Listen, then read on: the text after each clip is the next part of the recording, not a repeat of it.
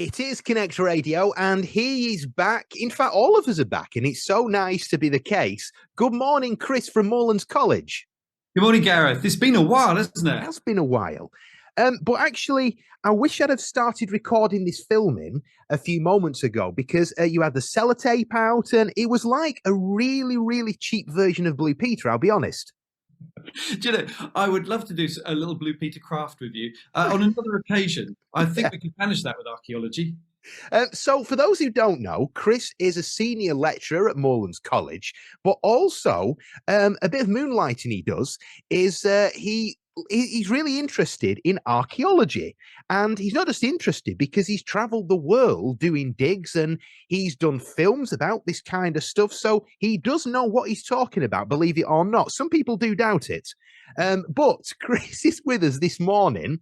And do you want to introduce what we're talking about now? Do you want to hold it up? No, Where should we start? No, let me introduce it. Having been fiddling with sellotape, I've got to show what I've been doing.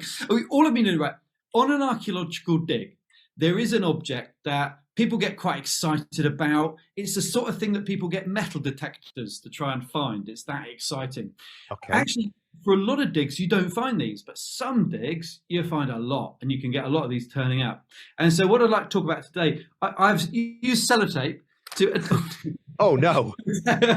to attach these. So for those who are viewing online later, you'll be able to actually see on the screen just three examples of what I want to talk about. And these are just three. Obviously, there are lots of different kinds of examples. Gareth, I'm sure I didn't need to ask you to guess what they are. There's one's about to drop off. They're clearly coins. They are clearly coins. They're different sizes. One looks very shiny in the middle, which is probably... That can't be real gold, can it? It is real gold, yeah. That would be worth a few quid. I will just say, actually, the middle one is a replica, okay? Okay. Others are real, but the gold one is a replica one. Okay. I'll show you in a moment. And these are all, you know, they're obviously the kind of coins that will come up in Israel. I mean, these would be found on digs in and around Israel and like the places like Iraq and so on, Syria and Egypt as well. So these are coins. When they come up on an archaeological site, they are kind of exciting. They give people a bit of a tingle to find a coin. And I want to tell you why they're so important. But first of all, I've got a question for you, Gareth. Go on, fire away. This is more of a quiz question today, okay? And the question is, where in the Bible do you think the first coin is mentioned? The first coin in the Bible? I think it's too obvious to say when Judas got the coins for turning in Jesus. Yes, earlier than that in the Bible. So maybe the listeners will have a go. Yeah, absolutely. If you would like to get in touch and have a go on this, then the WhatsApp number that you could use, which would be marvellous, really, 0161 511 9555. That's 0161 511 9555. That's the WhatsApp number. And in just a moment, we'll be finding out a little bit more about these coins and also when coins were first mentioned in the Bible. Don't go anywhere. Well, I know you were sat on the edge of your seat there, wondering about these coins, and it wasn't really a question. So we sometimes have questions of, what do you think this is, Gareth?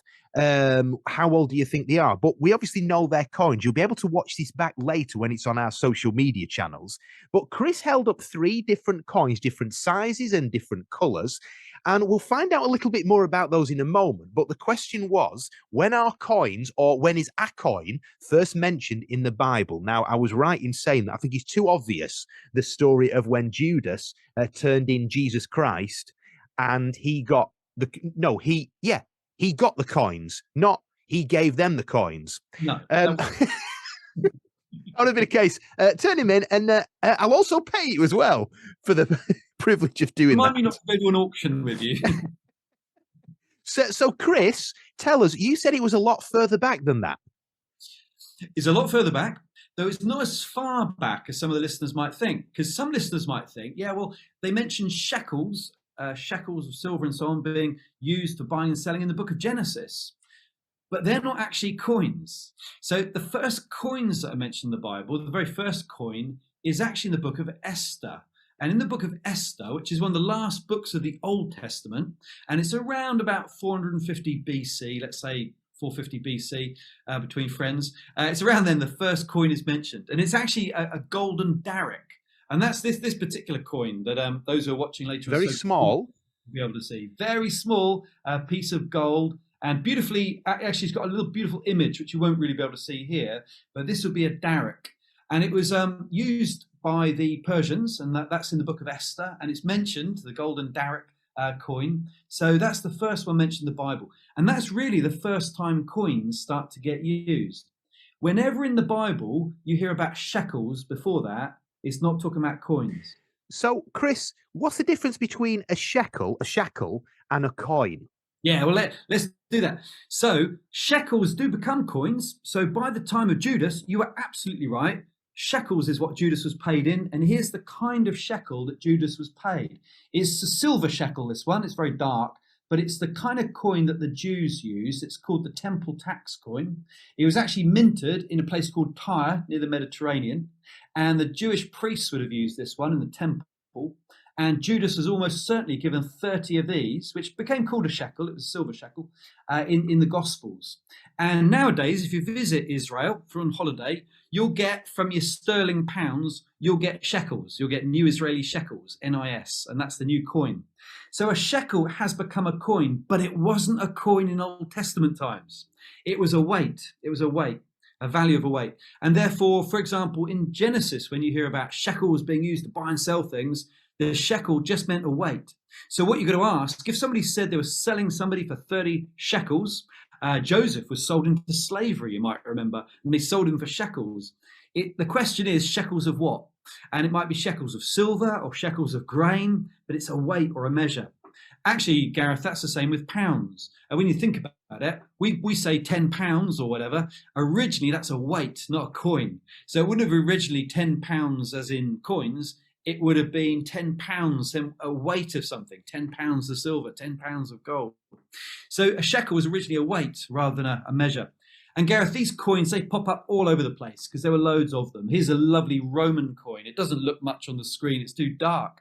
But for those who are listening, I can describe it. It's a beautiful coin from the founding of Rome, and it's an original one. And these coins circulated all around the world. They were dropped behind sofas and in roads and down drains, and archaeologists dig them up. And here's why they're so important in archaeology and for the Bible. When you get a coin, it helps you to date when something was happening. They don't have dates on them in ancient times like we do nowadays. They won't say, year 35 AD or something, but it will have the Caesar or the emperor or the king who was around at the time. And that's how we can date this golden daric to 450 BC because of the Persian king on it. And so when they're found on an archaeological site, it's not just exciting because they can be valuable and it's shiny. They're also really valuable because they help tell you when that coin was made. And that might tell you when that city was in use or that house was in use or when a person walked there. Really helpful because sometimes over these weeks, Gareth, I've talked about how a bit of archaeology proves the Bible. It demonstrates something in the Bible. Well, to do that, we need to know the dates. We need to know when it happened. And coins are brilliant for giving us the dates. It's really amazing. So there's lots of these found. I mean, you wouldn't say it's rare to find them on a dig, presumably. But are they all worth the same value-ish? Or are there some that if you found them, you'd be like, wow, these are worth a lot of money? Absolutely. Totally different values. I mean, you've got to think about rarity. So like, for example, if you're looking down the back of your sofa and you find some pennies and 2 pennies, they're common. They're not valuable. Not just because of today, but they won't be valuable in the future either. But when you find a £2 coin, they do a £5 coin, don't they? They're rare. Yeah. And so, it's not just the value of £5. It's in fact, it's a rare coin. Same with these ancient coins. The rare ones can be really, really valuable. We dug up on a rescue dig in the New Forest a couple of years ago, a gold treasure hoard. And they're all gold coins from 500 years ago, 60 of them buried at a hole in the ground 500 years ago, forgotten about. We had to do excavation for the British Museum. Now, those coins will be super valuable. They're rare, they're gold, which is always good, and also they're mint condition. They haven't been circulated. And because they were buried in soil where it wasn't too, like, the acid wasn't going to destroy them or anything, these coins are in perfect condition, like they just come out of the bank. So those coins are going to be worth big money. We're talking six-figure sums. Whereas some coins, I mean, to be honest with you, I said this is a lovely Roman coin I'm holding in my hand. Reality is, this is only worth a few pounds. It's worth a fiver. So if anybody tries to sell you a Roman coin and says it's really, really valuable, be careful, because actually they're not that uncommon, and some of them are not really worth more than a pound or two. And that, ladies and gentlemen, is how Chris has afforded that massive extension on his property. I joke, of course. I've got to be careful saying things like that. And I do say this every week. I am only joking. Okay. Chris and his digs are official. The number of calls I get from the police. Yeah, the police. Yeah. Oh, not you again, sir. Well, Chris, it's always a pleasure. Thank you so much educating us on coins this morning. And remember, Chris is from Moorlands College, and he is a senior lecturer there. And just quickly, Chris, because we haven't got long, just tell us about Moorlands. What makes it so different? Why is it so great, in fact? It's great because we teach applied theology. So it's studying Bible, but it's applied to the church and to ministry and daily life. And let me tell you one thing really quickly. We've got a brand new program, okay? A brand new program, which is a whole degree that you can study while living anywhere in the country. So you can live in Manchester and Durham or wherever you are, and you can study with us at Moorlands College. It's partly online, it's partly video content, and it's a couple of days a term where you will come down to sunny Bournemouth. You'll enjoy the beach, you'll enjoy the New Forest, and you'll get just a couple of days of face-to-face education. That's new, starting in September. So if you are listening and you've wanted to do a degree in theology, applied theology, and you're interested in Moorlands, geography is no longer a factor, okay? You can join the flexible learning program. Check it out online. We've got a description of it there, and you can be signed up in September. We will meet face to face a little bit, but you'll get to do a lot of online content to get you a degree in applied theology relevant for ministry. And that's all available, moorlands.ac.uk. Thank you very much, Chris, and we'll be speaking with you again next week. Thanks, Gareth.